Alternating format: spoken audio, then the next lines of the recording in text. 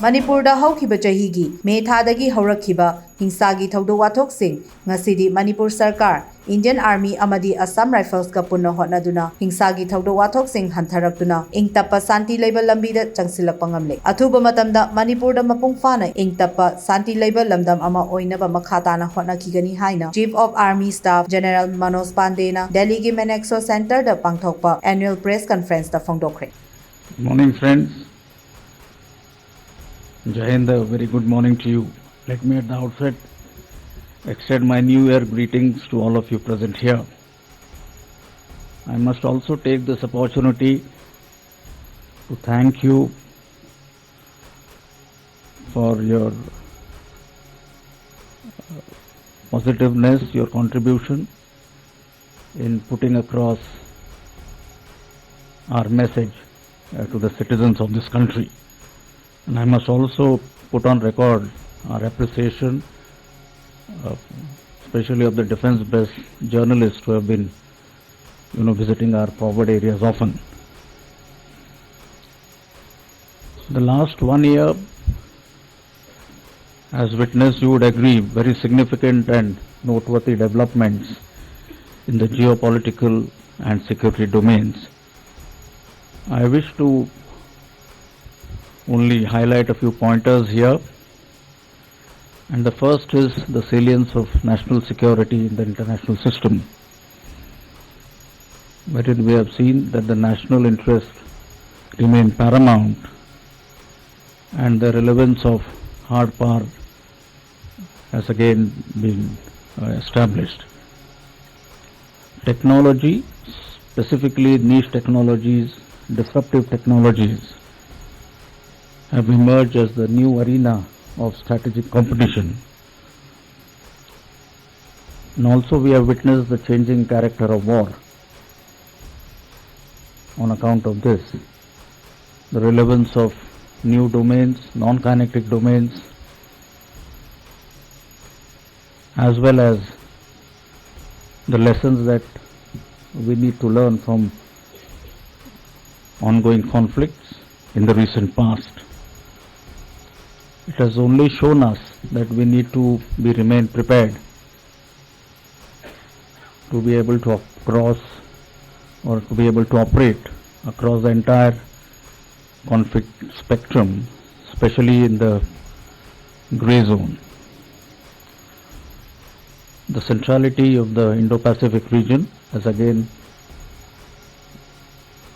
been clearly established, and maybe later during our interaction we can discuss as to how we are contributing to this. You are well aware of happenings in the immediate neighborhood, which also impact our operational readiness and how we look at the security situation. What is significant is that amidst all this, our nation is on the rise, firmly on the path of progress, development, including in the economic sphere. And hence we as the Indian Army are fully alive of the imperative to ensure that we have a stable and secure environment, both external as well as internal, so that the nation's progress or nation continues to progress unabated. I'll start by giving you a little update on the current situation that is obtaining along our borders. As far as the situation on the northern borders goes, I would say the situation is stable yet sensitive. We continue to talk both at the military level as well as the diplomatic level as per the established protocols and procedures to find resolution to the balance issues which remain. Our operational preparedness in this areas continues to be of a very high level, and our deployment is both robust as well as balanced. While we continue to maintain adequate reserves in all these areas to be able to deal with any contingency that may arise effectively. While this is happening, we continue to focus on our capability development initiatives, especially along our borders, including infusion, induction of modern technologies, disruptive niche technologies, as also focusing on infrastructure development in these areas, be it the road connectivity and number of other things which perhaps we can again discuss during the latter part. We continue to operate with other government agencies who are also operating in these areas, as also the state administration, to better achieve the desired outcomes. As far as the situation in the Jammu and Kashmir is concerned, I would say the ceasefire understanding along the line of control is holding, though we continue to have or continue to see infiltration attempts which we have been able to successfully thwart through a robust counter-infiltration grid. In the IB sector, attempts to smuggling narcotics, warlike stores through the means of drones continues. But again, here we have an effective anti-drone mechanism system in place. In the hinterland, the last year or 2023 did witness overall drop in violence levels. However, the area of Rajouri Poonch did witness increased in terrorist activities. The proxy tanzeems operating in this area, however, continue to get support from the across, and I would also say that the support infrastructure for the terrorists continues to exist there. But the overall rise in tourism figures, development in that area indicates of a positive change, and hence our effort has been to operate alongside other security forces, other agencies in that area to make sure that the situation is normal, stable, for these activities to continue. The Northeast has witnessed positive developments in the last 1 year because of the proactive policies of the government, the peace talks. You have had 2 major peace accords that have been signed. The violence parameters overall have come down. Of course, the state of Manipur did witness violence starting the month of May last year. But I think because of the combined efforts of the state administration, supported by the Indian Army, the Assam Rifles and other security agencies, we have been able to stabilize the situation to a large extent. And our efforts alongside these agencies continue to make sure that normalcy is established and the security situation remains stable. Another issue I wish to highlight here is one of the focus areas has been to work alongside other government departments, agencies, and those who are involved in national security and national defense. We have been proactively engaging with them, reaching out to them, purely with an aim to achieve better outcomes. You are also aware, and last year when I interacted with you, I did mention of the process of transformation that we initiated last year. And I am extremely happy to note that we have made good progress in all the 5 domains that I had mentioned and achieved some major milestones. Let me briefly highlight some of them. First was, of course, the force restructuring and optimization. And some of the key results that we have achieved is, of course, the reorganization of our artillery units, specifically those involved in surveillance and target acquisition, wherein our attempt has been, with the induction of new technology in the ISR, intelligence, surveillance and reconnaissance domain, how to incorporate them in our existing structures and make them more effective. So we have a plan which has been put in place to restructure our artillery units in this manner. We also have restructured our units of electronic warfare as also electronic intelligence to again make them more cohesive, more effective.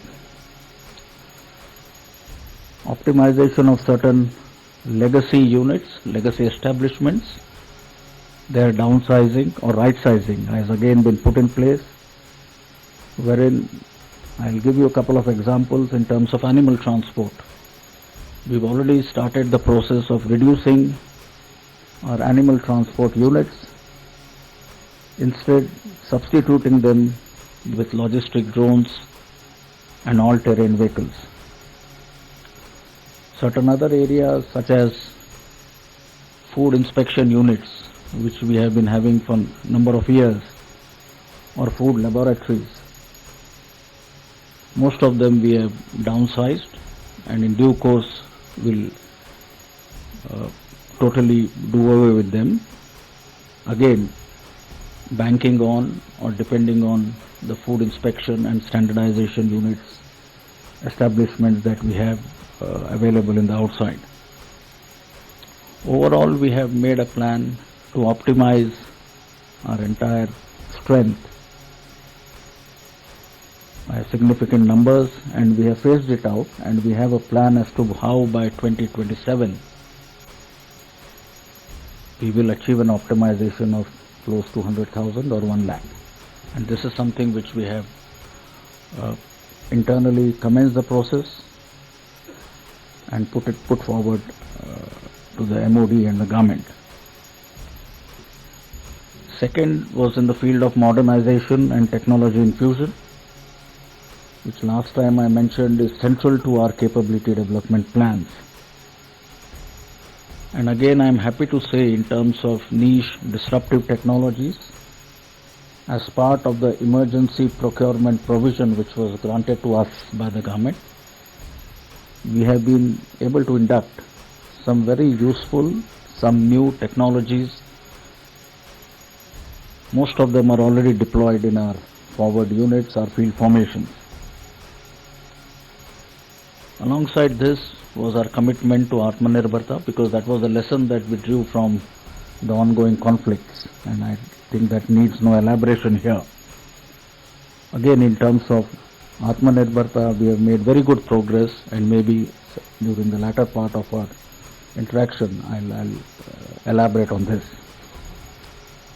As part of our emergency procurements, we have been able to address, I would say, all areas, spheres or domains of warfare, right from mobility and protection, where we have inducted vehicles which can operate in high altitude areas and elsewhere, affording you better protection, giving us a better capability to be able to react quickly to any situation that may arise on the borders, or be it in terms of communication, the software defined radios or drones, both for surveillance, the loiter munition as well as the counter drone equipment, the new generation munition, including improving our accuracy, lethality of the artillery system. Again, good progress has been made.